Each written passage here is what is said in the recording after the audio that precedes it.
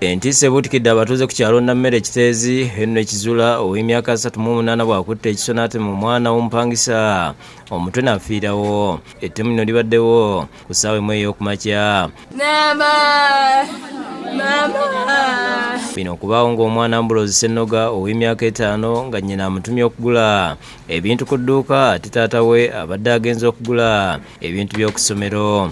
Wetuukeddewo nga Miranga Nabiwoobe nga Kizula ateekeddwa kabanga lya poliisi wakati mu batuuze abadde baagala okumukuba. Wayiseewo ekiseera kitono n'afa nga tayogedde gy'abadde atadde ekiso ekitemye omwana omutwe n'omukono. Poliisi e Kawempe ne Kasangati nga bali wamu n'abatuuze batandise okuyiga ekiso era wano basanze enjaga mu nnyumba ya maama we era wabadde asula bagenze mu maaso era ne basanga ekiso nga yakikwese manju mu bitooke.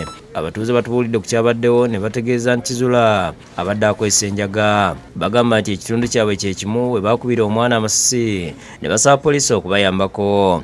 Ono abadde yatamuka omutwe emyezi 2 emabegako n'agenda kwebutamika. So leero avudde mu mbeera n'asituka asalasala ebisolo mu nju. Bw'amaze osalasala ebisolo mu nju, omwana abadde avudde eri mmanga wansi ajja atambulamu ng'akutte ejjambiya n'amutema muno. Akatundu kenyini ke bakulamu omwana amasasi ennaku z'omwezi 9 January era ke kamu ke batematemeddemu omwana.